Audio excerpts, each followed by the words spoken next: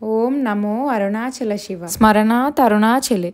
అరుణాచల శివ అని స్మరిస్తే చాలు పాపరాశి ధ్వంసం చేసి ముక్తిని ఇచ్చే క్షేత్రం ఈ అరుణాచలం. మన దక్షిణ భారతదేశంలో ఉన్న పంచభూత లింగ క్షేత్రాలలో ఒకటైన అగ్నిలింగం ఉన్న అరుణాచల క్షేత్రం గురించి ఈ వీడియోలో తెలుసుకుందాం. ఈ వీడియోలో అరుణాచలంకి ఎలా వెళ్ళాలి అండ్ ఈ అరుణాచలం యొక్క విశిష్టత ఏంటి, ఈ స్థల పురాణం ఏంటి, ఈ అరుణాచలం కొండ ఇక్కడికి ఎలా వచ్చిందో ఈ వీడియోలో తెలుసుకుందాం. అండ్ గిరి ప్రదక్షిణ గురించి ఫుల్ వీడియో చేసాము, ఆల్రెడీ మన ఛానల్లో అప్లోడ్ చేసాము. ఇంకెవరైనా చూడని వాళ్ళు ఉంటే ఒకసారి చూసేయండి.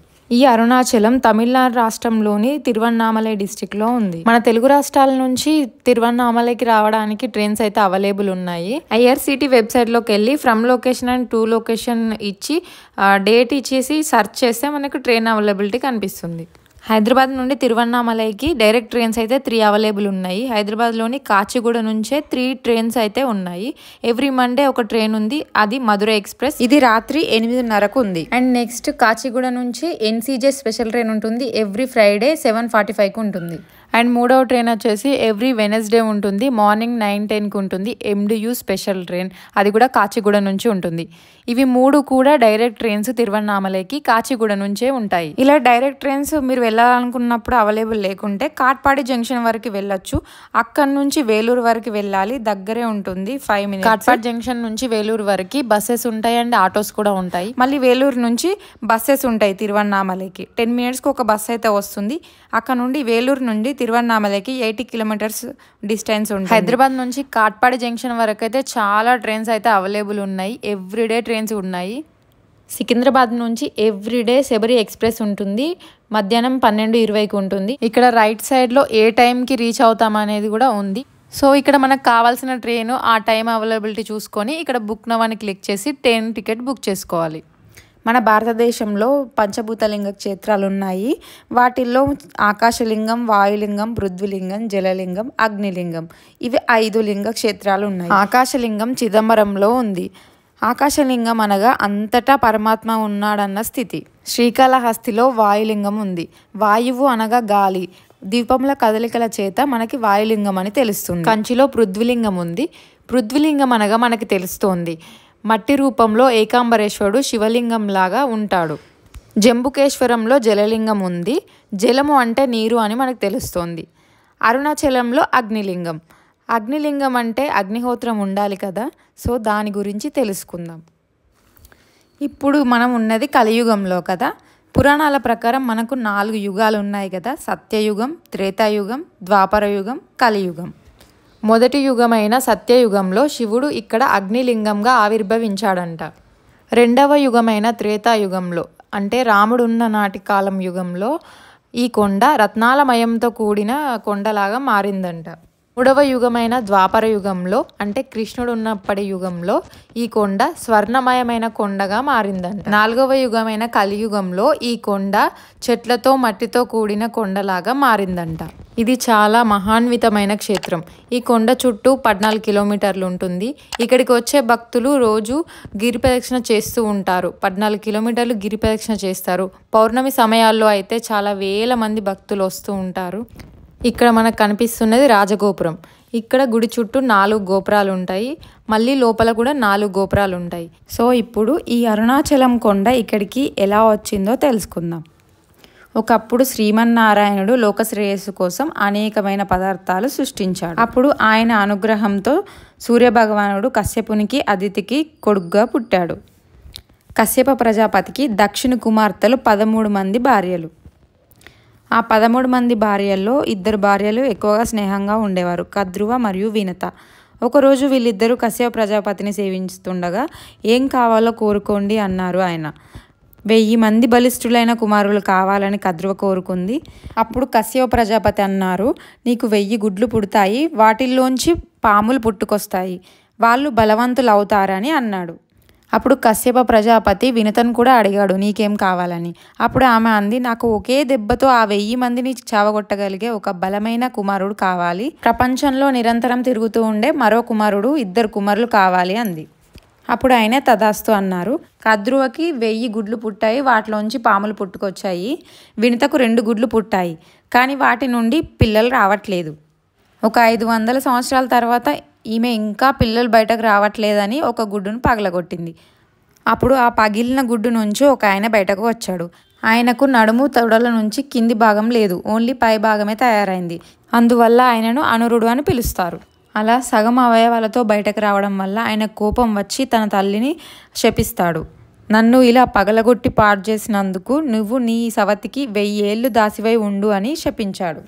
అప్పుడు ఆవిడ ఏడుస్తూ బాధపడుతూ, ఇదేమీ అన్యాయం, కొడుకు ఎక్కడైనా తల్లిని శపిస్తాడా? పిల్లలు లేరని బాధతో గుడ్డు పగలగొట్టాను కానీ ద్వేషంతో కాదు కదా, మాతృమూర్తికి ఇదేం శిక్ష అని బాధపడుతుంది. అప్పుడు ఆయన కంగారు పడిపోయి, చాలా పెద్ద పొరపాటు చేశాను, క్షణిక ఉద్రేకంతో శపించాను, ఈ శాపానికి ప్రాయశ్చిత్తం చేసుకుంటాను. నేను బండరాతి వంటి గుండెతో తల్లిని శపించాను గనక బండరాతిలతో కూడిన కొండగా మారి నీ కోసం తపస్సు చేస్తాను. కంగారు పడకు, నీకు శాప విముక్తిని కలగజేస్తాను. ఈ 2వ గుడ్డును ఇంకొక 500 ఏళ్ళు ఉండనివ్వు. తర్వాత అప్పుడు అందులోంచి గరుత్మంతుడు అనే మహాత్ముడు పుడతాడు. అతడు నీకు శాప విముక్తిని కలగజేస్తాడు అని అంటాడు. అప్పుడు ప్రాయశ్చిత్తం కోసం ఆ అనురుడు భూలోకానికి ఒక ప్రాంతానికి వస్తాడు. ఆ ప్రాంతమే ఈ అరుణాచలం. సగం భాగం మాత్రమే ఉన్న ఆయన అతి కష్టం మీద కూర్చొని తపస్సు చేస్తాడు శ్రీమన్నారాయణుడి కోసం. అప్పుడు విష్ణువు ప్రత్యక్షమై ఏం వరం కావాలో కోరుకో అంటాడు.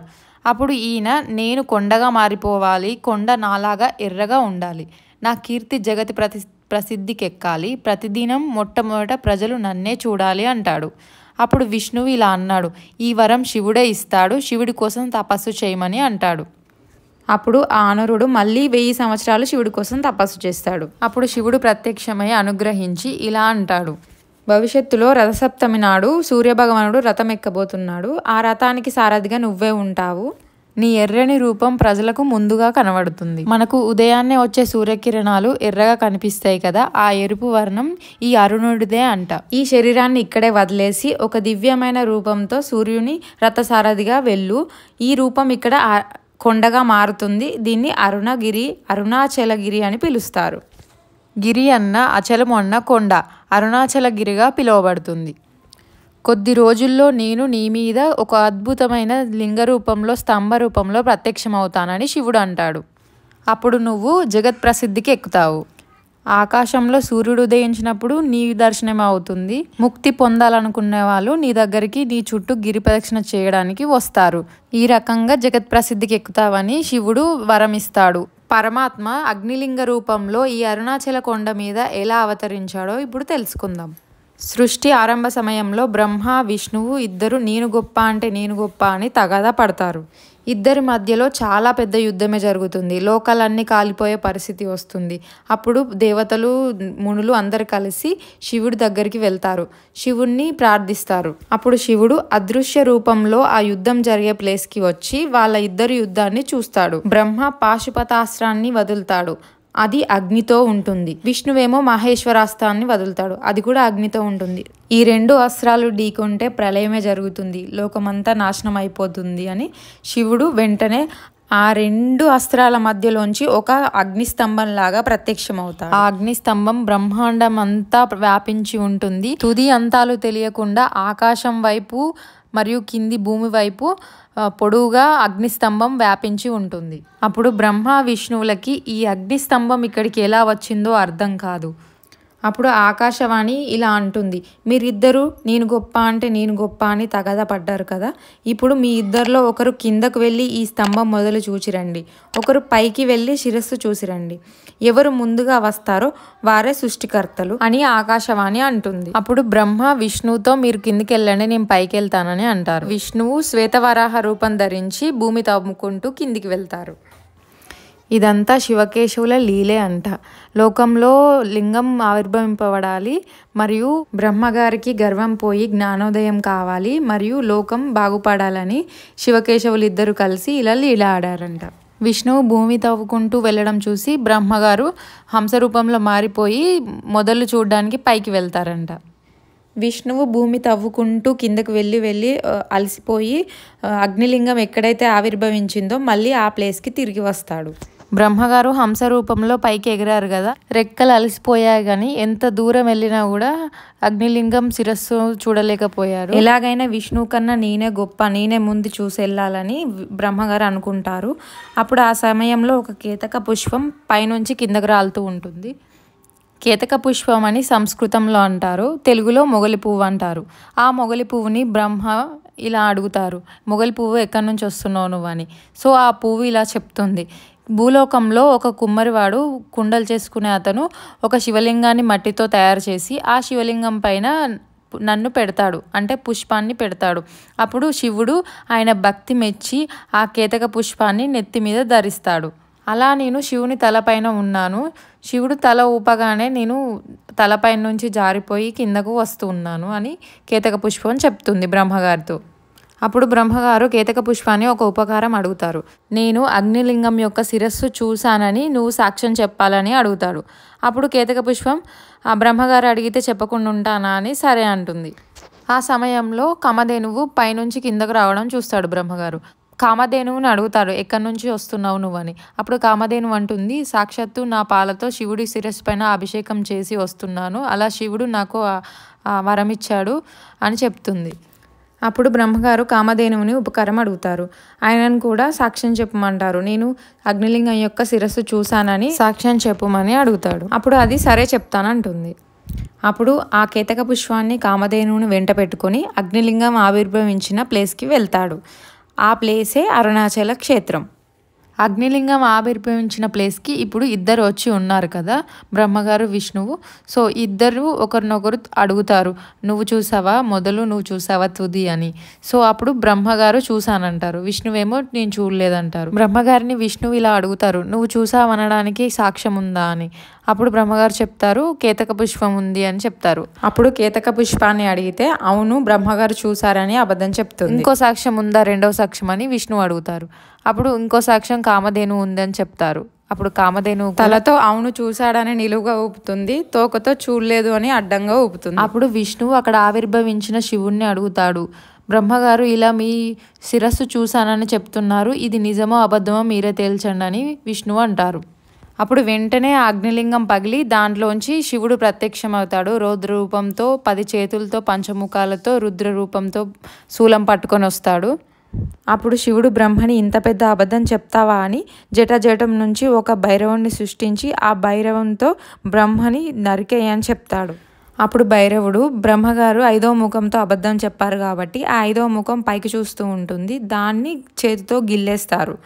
సో తర్వాత శూలంతో పొడుస్తూ ఉండబోతే విష్ణువు శివుణ్ణి ప్రార్థిస్తాడు, నీ బిడ్డల్ని నువ్వే క్షమించాలి కదా, నువ్వు తండ్రివి కదా అని ప్రార్థిస్తుంటే అప్పుడు శివుడు బ్రహ్మతో నిన్ను క్షమిస్తున్నాను, కానీ నువ్వు చేసింది క్షమించదగింది కాదు, అందుకని నిన్ను శపిస్తున్నాను, నీకు పూజలు గుళ్ళు ఉండవు భూలోకంలో అని చెప్తాడు. తర్వాత శివుడు విష్ణువుతో ఇలా అంటాడు, నువ్వు సత్యం చెప్పావు కాబట్టి నీకు భూలోకంలో నాకన్నా ఎక్కువ నీకే వైభవం ఎక్కువ ఉంటుంది, పూజలు ఎక్కువ చేస్తారు, నిన్నే ఎక్కువ తలుస్తారు అని విష్ణువుకు వరం ఇస్తాడు. అప్పుడు బ్రహ్మగారు శివునితో ఇలా అంటారు, నాకు కూడా వరం ఇచ్చి నన్ను అనుగ్రహించండి అని అడుగుతారు.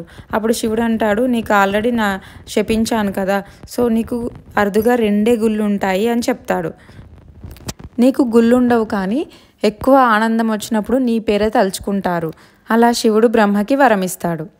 ఎక్కువ ఆనందం వచ్చినప్పుడు బ్రహ్మని తలుచుకోవడం అంటే మనం ఏదైనా ఎలా ఉంది అంటే బ్రహ్మాండంగా ఉంది, బ్రహ్మానందంగా ఉంది అలా అంటుంటాం కదా, అలాగా. తర్వాత శివుడు కేతక పుష్పం వైపు చూసి, నువ్వు అబద్ధం చెప్పమంటే చెప్పావు కదా అని నువ్వు నా పూజకి పనికిరావని శపిస్తాడు. అప్పుడు ఆ కేతక పుష్పం కూడా దీనంగా బాధపడుతూ బ్రహ్మగారికి వరం ఇచ్చారు, విష్ణువుకి వరం ఇచ్చారు, నాకు కూడా వరం ఇవ్వండి అని శివుణ్ణి ప్రార్థిస్తుంది. అప్పుడు శివుడు అంటాడు కేతక పుష్పంతో, నా నెత్తి మీద శిరస్సు పైన పూజకి పనికిరావు కానీ శివరాత్రుల్లో గుడి చుట్టూ వేసే పందిట్లో నిన్ను పెడితే 1000 రెట్లు ఫలితం ఇస్తానని వరం ఇస్తాడు.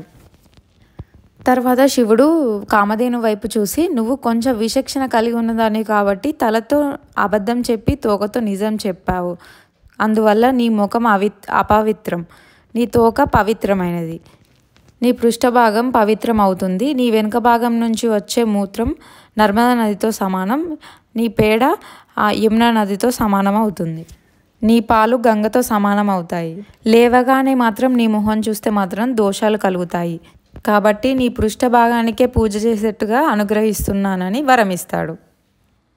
ఇవండి పురాణాలలో అరుణాచలం గురించి చెప్పబడ్డ విషయాలు. ఈ వీడియో మీకు నచ్చినట్లయితే ప్లీజ్ లైక్ చేయండి, షేర్ చేయండి. మరిన్ని ఇలాంటి మంచి వీడియోస్ కోసం మన ఛానల్ని సబ్స్క్రైబ్ చేసుకోండి. సో దట్ మేము చేసే ప్రతి వీడియో నోటిఫికేషన్ మిమ్మల్ని చేరుతుంది. Thank you for watching this video.